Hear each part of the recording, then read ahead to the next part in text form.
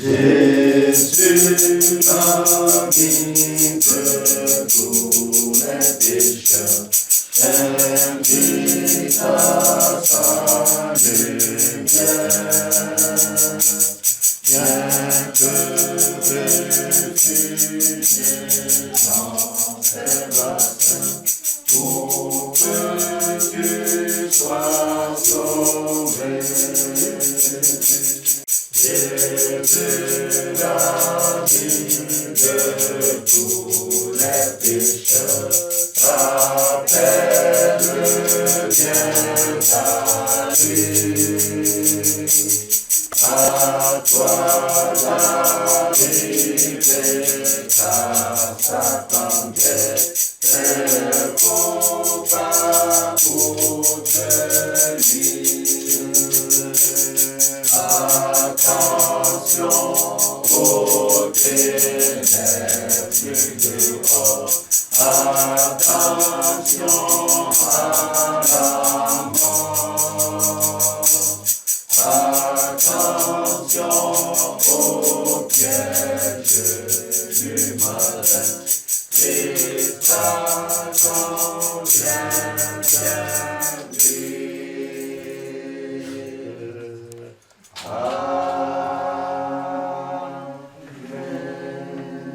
Nous allons élever la voix vers l'Éternel pour le louer, le magnifier, le célébrer. Surtout pour nous avoir permis finalement de nous retrouver ce jour pour finaliser ce thème de mariage dans l'Église du christianisme céleste qui apporte plus de désordre dans la vie des uns et des autres. Nous allons remercier l'Éternel.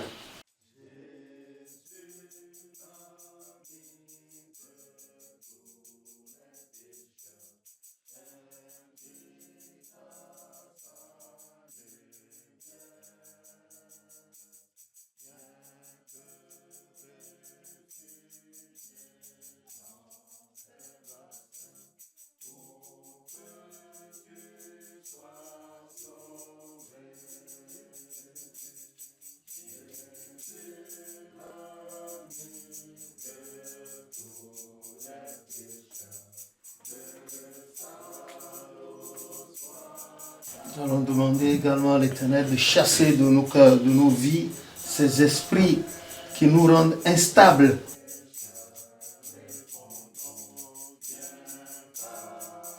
Et inaptes à une vie matrimoniale sérieuse. Que le sang de Jésus entre en nous pour chasser toutes ces présences ténébreuses, sataniques et démoniaques de nos vies, afin que nos vies soient stables. Et ceux qui sont mariés le demeurent jusqu'au soir de leur vie. Ceux et celles qui ne le sont pas encore, que l'Éternel Dieu, qui a pourvu une femme au père Adam et un mari à la mère Ève, lui qui a pourvu la mère Sarah au père Abraham et le père Abraham à la mère Sarah, le père Zacharie à la mère Élisabeth, la mère Élisabeth à la mère et au père Zacharie, Rebecca au père Isaac, Isaac à la mère Rebecca, Elkenan à la mère Anna et la mère Anna au père Elkenan, Maman Yaman et les autres mères Oshofa, papa Oshofa, papa Oshofaël, Maman Yansounou, papa Yansounou, papa Yansounou, maman Yansounou et tout le reste, nos pères à nos mères, nos mères à nos pères. Que l'Éternel vienne pourvoir à chacun de nous, de nos vies, notre maison, notre descendance, comme à toutes les âmes pour lesquelles nous implorons ceci. Et que cet équilibre, cette institution sainte, par lui-même s'accomplisse dans nos vies à partir d'aujourd'hui. Et que les défaillances cessent. Que le feu du Saint-Esprit entre en nous pour consumer toute présence démoniaque et satanique qui empêche cette stabilité pour nous. Et dans l'Église, comme dans toutes les églises du monde entier où l'on appelle le très saint nom de son Fils Jésus.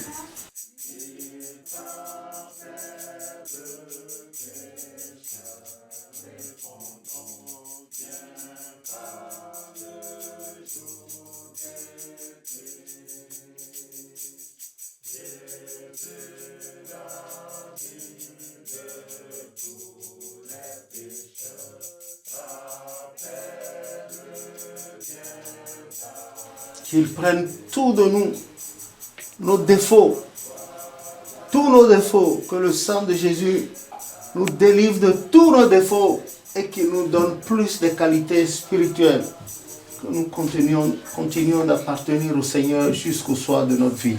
Au nom de Jésus, notre Sauveur. Amen.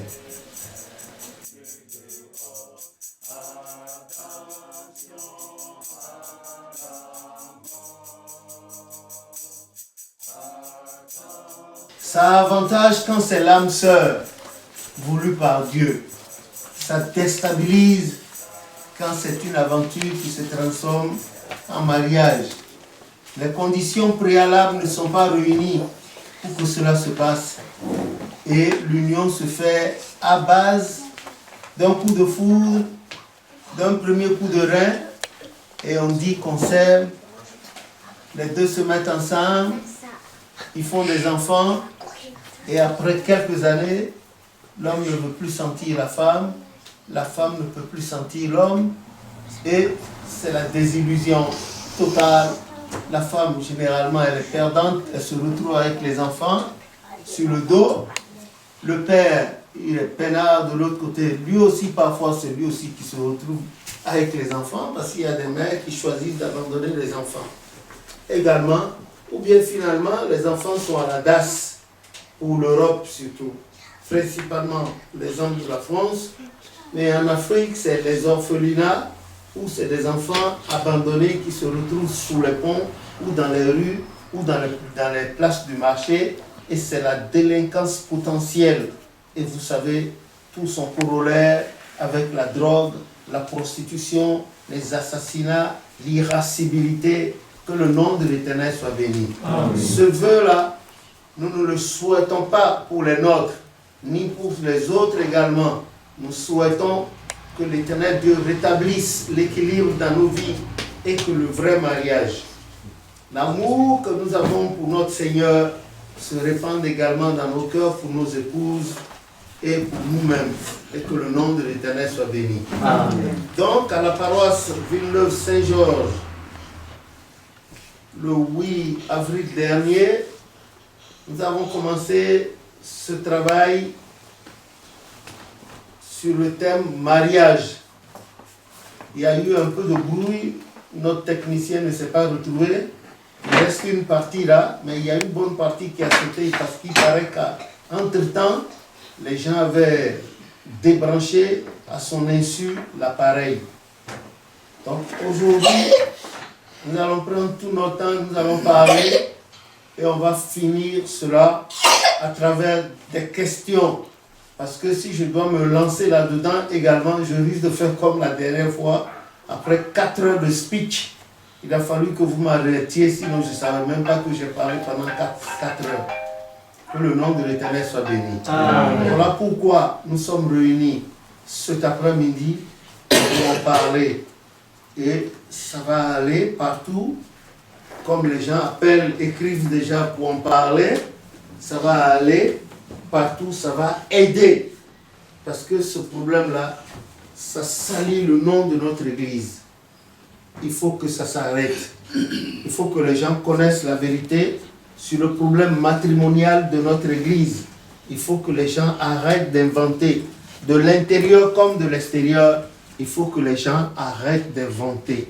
L'Église du christianisme céleste, la fondation a été confiée à Papa Ochofa par le Christ le lundi 29 septembre 1947 avec toutes ses institutions. C'est vrai qu'au fur et à mesure que l'Église a évolué, l'Éternel Dieu a donné à Papa Ochofa chaque rituel jusqu'à son départ. Et le dernier rituel dans l'Église chrétienne céleste a été donné à Papa Ochofa lors de son dernier séjour terrestre du 7 janvier 1976 au 10 septembre 1985 en terre nigériane. Gloire à son Dieu et paix à son âme. Amen. Amen. Donc, comme je l'ai dit, je fais le résumé au départ. Il n'y avait pas eu le rituel de mariage. Mais il y avait une forme d'union que j'ai expliquée dans les livres et dont je vous ai fait part également là-bas. Pour encadrer les jeunes, pour encadrer les familles. Ensuite, le rituel est venu et le 30 août 1975, le premier mariage a été célébré à Porto Novo, à la paroisse, mais le siège suprême de notre église à Porto Novo, avec le rituel. La première fois, on a vu le rituel de mariage propre à l'église chrétienne céleste. Et après, ça s'est répandu. Ailleurs, les gens n'ont pas bien compris ce rituel. Et ça a été fait n'importe comment et les mariages n'ont pas marché. Rares sont les mariages qui ont marché. Les gens ont confondu, ils n'ont pas pu faire le préalable, c'est-à-dire, tu as vu la femme t'a vu, qu'est-ce qu'il faut faire? C'est pas coucher directement avec elle, tout de suite. Non. Il faut recourir à l'Éternel, comme a dit Jérémie 33, versets 2 à 3. Il faut aller vers l'Éternel d'abord, à qui appartiennent la terre et ce qu'elle renferme, le monde et ceux qui l'habitent, dont toi, le garçon qui est amoureux, et toi, la jeune fille qui est amoureuse. Il faut aller vers l'Éternel. Il faut aller interroger l'Éternel. Dieu est vivant. Il faut l'interroger, comme a dit Jérémie. Il faut lui poser le problème et ne pas lui dire « je la veux pour femme ». Non, ce n'est pas possible. Parce que tu ne sais pas derrière son apparence physique quel est l'esprit qui est là. Elle aussi ne sait pas derrière ton apparence physique, tes muscles, tout le reste. Elle ne sait pas quel est l'état de ton cœur. Et elle ne sait même pas si sur des plans spirituels élevés, vous deux, vous pourriez vous mettre ensemble jusqu'à l'éternité. Que le nom de l'Éternel soit béni. Amen. Et c'est en cela que je vais vous lire un message qui nous a été envoyé du secrétariat pastoral. Et tout à l'heure, il a encore appelé le chef du secrétariat de papa. À ceux qui sont mariés ou se préparent à se marier bientôt. 1. Nul n'est parfait. Seul Dieu n'a aucune faiblesse. Toute fleur rose a sa propre épine. Si vous vous concentrez trop sur la faiblesse de votre conjoint ou votre conjointe, vous ne pouvez pas tirer le meilleur parti de sa force. 2. Chacun a son histoire sombre. Personne n'est un ange. Donc, évitez de creuser son passé. Ce qui importe, c'est la vie présente de votre partenaire. 3. Chaque couple a ses problèmes. Le mariage n'est pas un lit de roses. Le vrai amour est prouvé en temps de défi. 4. Chaque mariage a de différents niveaux de succès. Ne comparez votre couple à personne. Nous ne pouvons jamais être égaux. Certains seront loin devant et d'autres loin derrière. 5. Marier, c'est déclarer une guerre. Quand vous vous mariez, vous déclarez une guerre contre les ennemis du mariage. La susceptibilité, l'ignorance, l'infidélité, l'influence de tiers, l'oisiveté, l'usure, la rudesse, le divorce, etc. 6. Il n'y a pas de mariage parfait. Le mariage est comme une voiture avec l'entretien en huile de moteur, carburant, trompe-l'œil de suspension.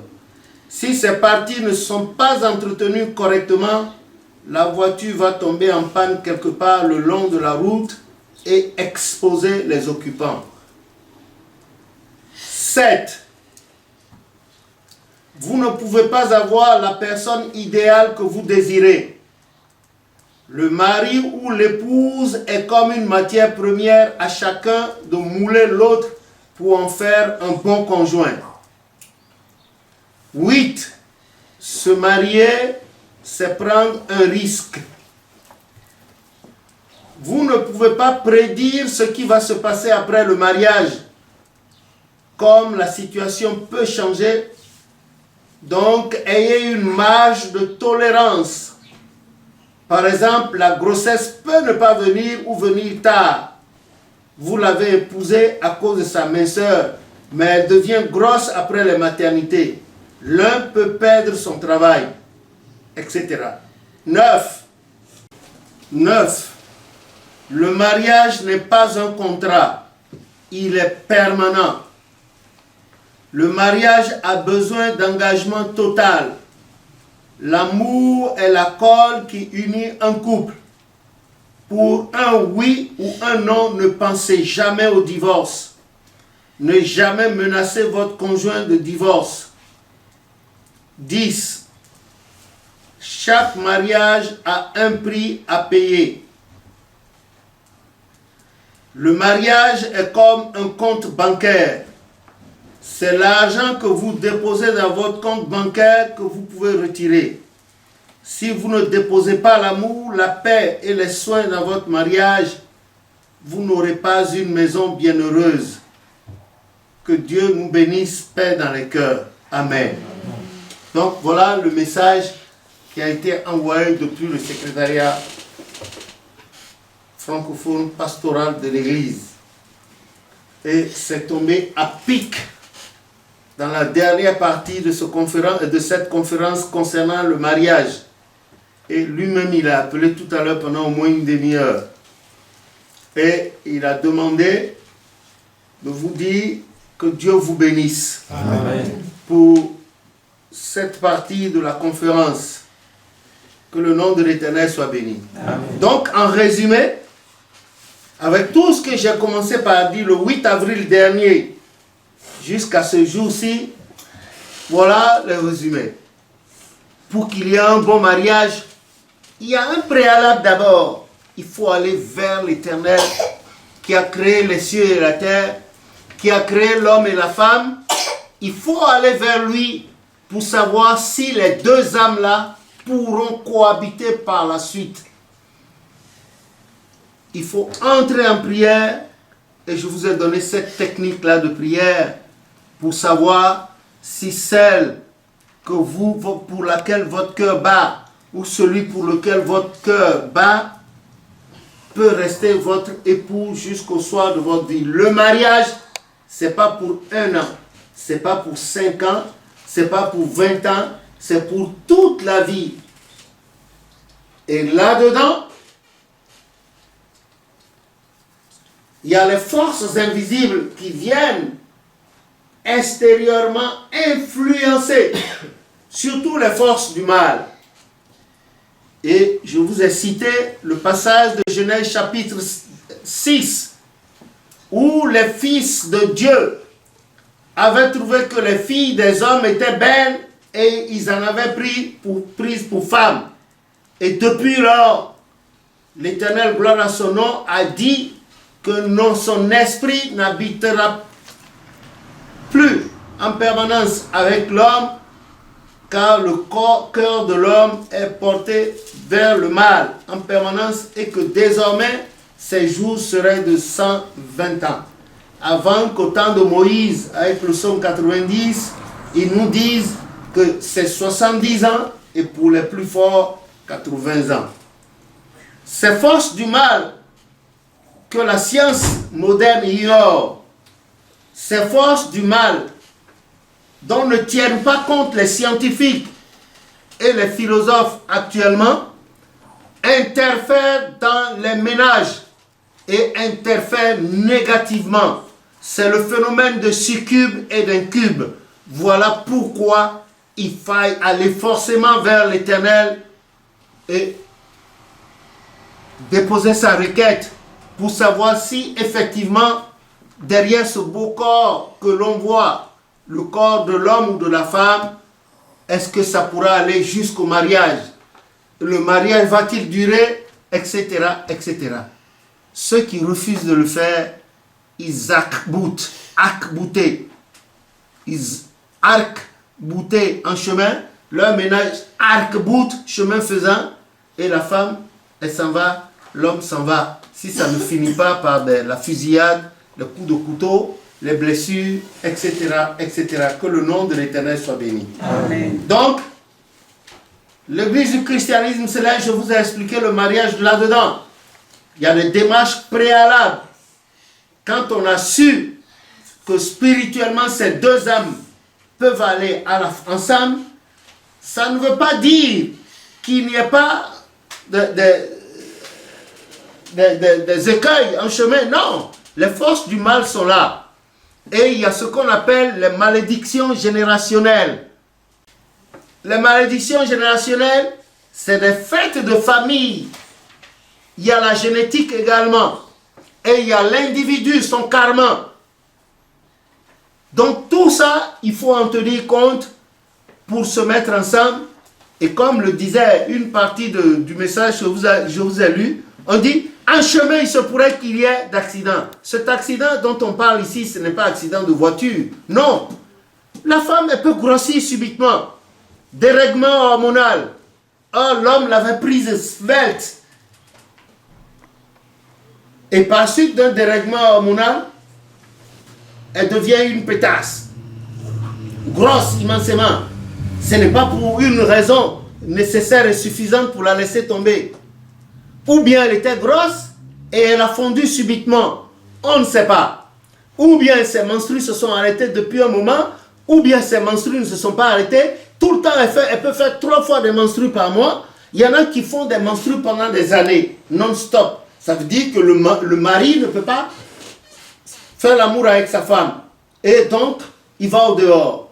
Et parfois, les menstrues amènent des maladies aux femmes. Elles ne sont pas bien. Il y a tout ça qui arrive. Hein? Seul l'Éternel peut dire, cette femme-là, elle est ta femme. Et quand, c'est pour ça qu'au tribunal, à la mairie, comme à l'église, on dit, vous êtes unis pour le pire et le meilleur. Mais généralement, nous les hommes, nous n'aimons que le meilleur.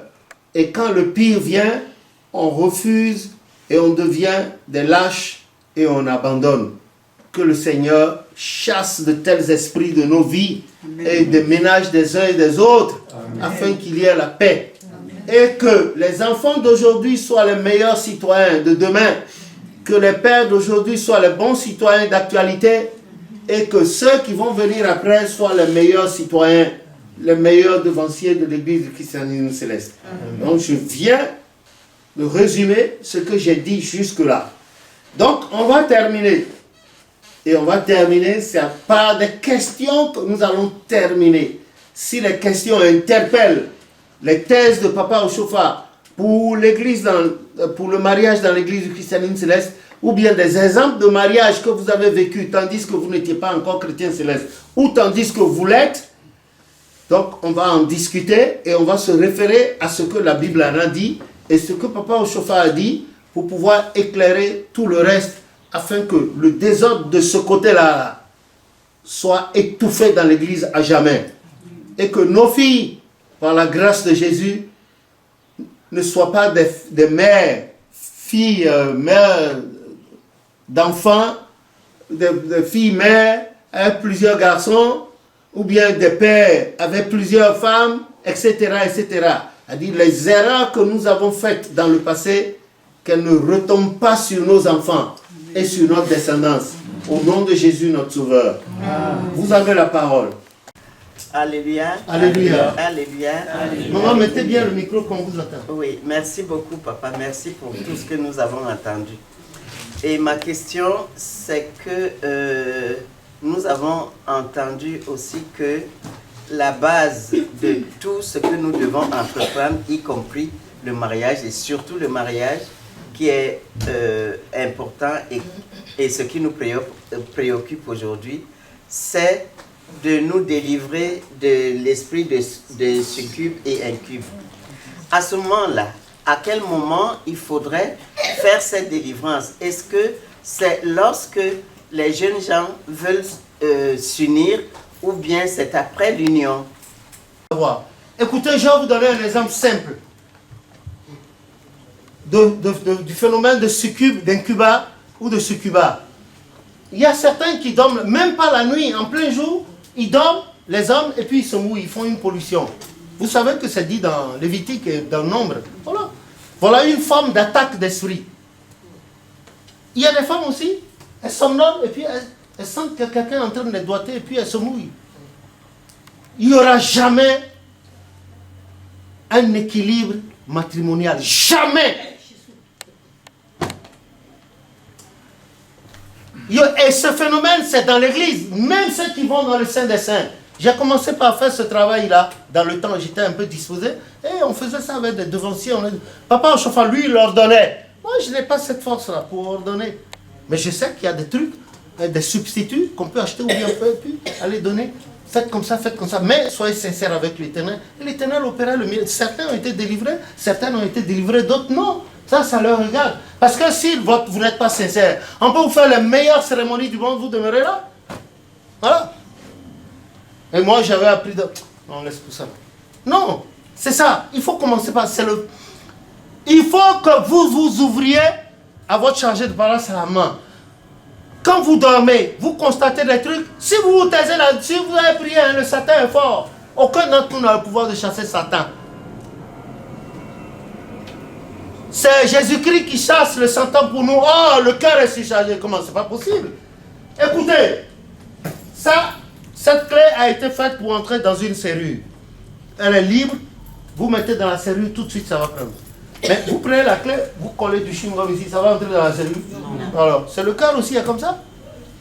Ce que vous lisez dans la Bible, il faut que le cœur sincère prenne ça. Le cœur transmet au Saint-Esprit, le Saint-Esprit envoie au Père, on vous transmet ça, et ça vous revient bien fait. On dit ça vous soit, ça vous sied. C'est tout. Il faut faire cet exercice-là. D'où la prière silencieuse. Quand vous êtes seul, vous n'avez pas besoin d'élever la voix. Vous priez avec votre Dieu. Que celui-là. Ne faites pas comme les pharisiens qui pensent qu'à force de multiplier les paroles, ils vont être... Non. Vous entrez chez vous, c'est-à-dire en vous. Dans votre cœur, vous fermez la porte. Oui. Ceux qui ont fait les autres mystiques, ils doivent savoir comment vous mettez votre sangle sur la gauche, vous faites le nœud. Et ceux qui ouvrent leur bouton à gauche, vous devez savoir, le cœur est où?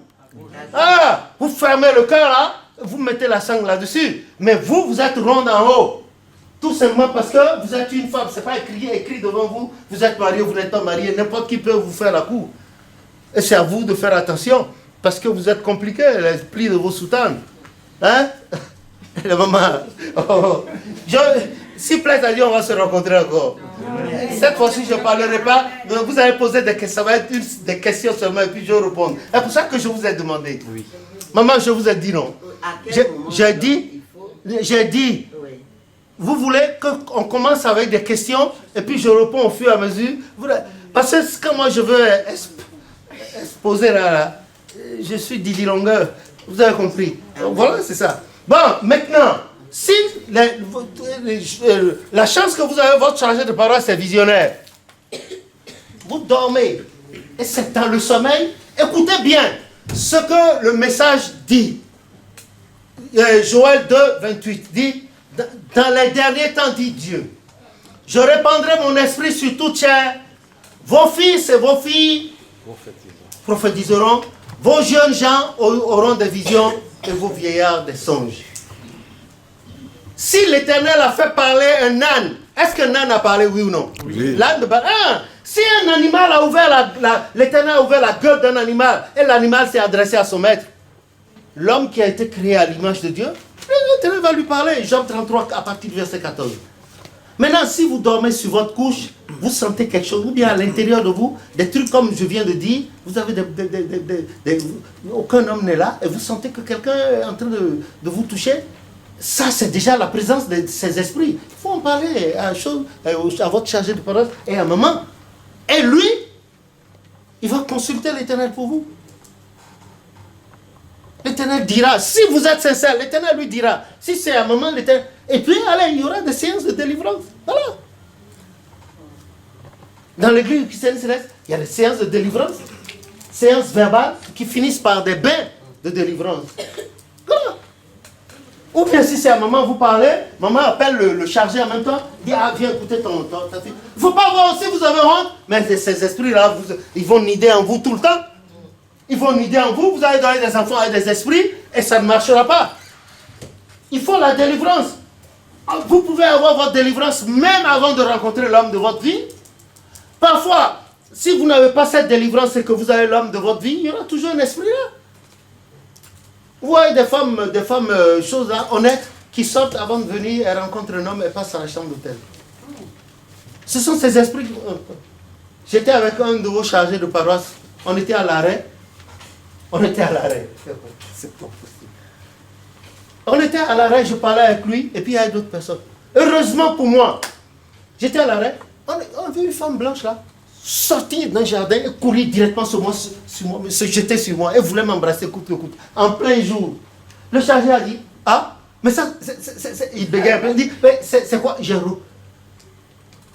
Et puis elle ouvre la bouche et dit, ah, elle ne se donne pas à n'importe qui, hein, si elle a choisi de se donner à moi, que je...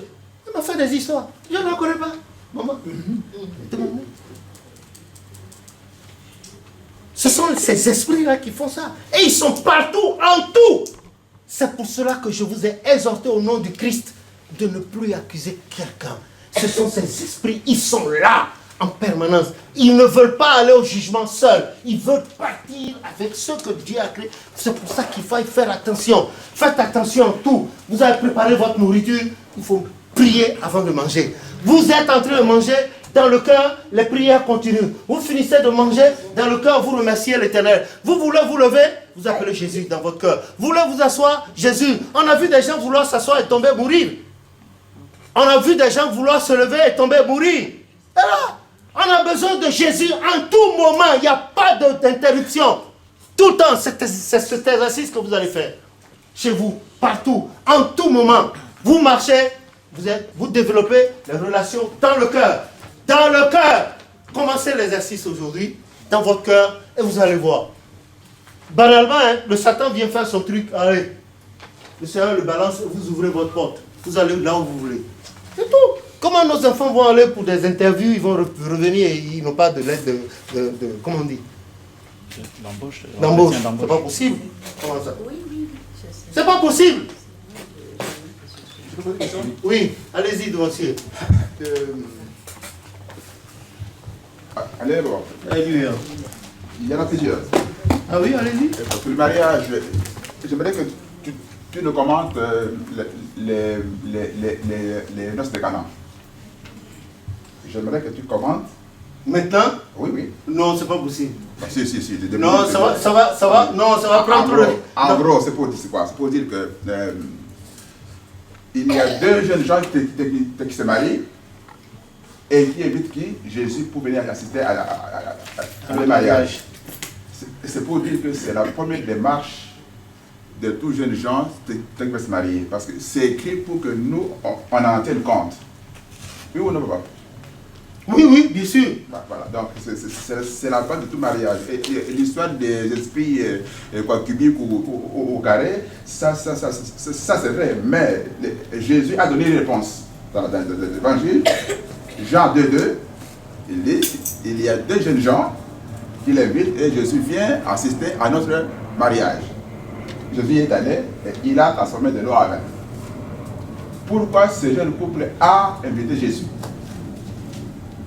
Dans Malachie, on nous dit que trois quelque chose de cette par vous diront que Dieu dit qu'il est le divorce et la rétribution. Ça veut dire que si ce couple-là a appelé Jésus, c'est pour que leur couple soit béni et qu'il soit sanctifié à jamais. Voilà ce que je voulais dire. Les jeunes gens qu'on a entendus dans l'église ont besoin de bases solides pour fonder un foyer. Or, dans la Bible, nous avons ce cas-là. C'est pour dire qu'il faut chaque fois mettre Jésus avant. Or, aujourd'hui, qu'est-ce qui se passe? Que ces jeunes gens commencent toujours par le coup de rein. Par le coup de rein, les iPhones, tout ça, les téléphones, les radios, le cinéma. Et puis après, dès que Jésus est mis à l'écart, l'esprit l'appelle la place et c'est définitif. Et les enfants qui naîtront seront des victimes associées du diable. Donc d'un seul coup, le diable fait une pierre deux coups. il a détruit le couple et il a aussi attaqué les enfants qui vont venir. Voilà pourquoi c'est écrit. En gros, oui, je suis d'accord. Parce que moi, bon, lui, il a contracté. Si moi, je devais répondre, j'allais repartir au début. Au début du ministère de Jésus, avant de venir là. Voilà pourquoi je n'ai pas voulu répondre. Bon, c'est bien qu'il ait contracté. Merci, devancier. Moi, je tire exemple là-dessus. Donc, si les gens me posent des questions, moi, je vais apprendre à contracter. Je ne retournerai pas dans le sens large des mots. Que le nom de l'Éternel soit bien. Effectivement, c'est vrai. Je dis ça au début. Vous ne pouvez pas rencontrer un homme et puis union, c'est faux. Aucune union durable ne l'est des coups de rein. Ce n'est pas possible. Aucune union durable qui vienne de Dieu, coup de rein, pas possible. Le Satan est là. Comme il a dit, le Satan est là. Et si ces gens-là ont invité Jésus, lui-même, sa personne, il est là. De par sa personne, les vibrations, tout ça, le Satan ne peut pas rester. Sa présence sanctifie ces deux-là. Donc, ils ont cru en lui. Comme il a dit, qu'est-ce que nous devons faire pour faire l'œuvre de Dieu? C'est de croire en celui qui m'a envoyé et moi qui suis venu. Ils ont cru, ils l'ont invité, allez, il n'y a pas de problème. Donc, ce serait à eux devant de faire attention, de ne pas ouvrir une brèche, une brèche pour que l'esprit un peu revienne là-dedans, comme on a lu dans Matthieu tout à l'heure, Matthieu 12, 42, 43. Que le nom de l'Éternel soit. Merci pour l'éclaircissement.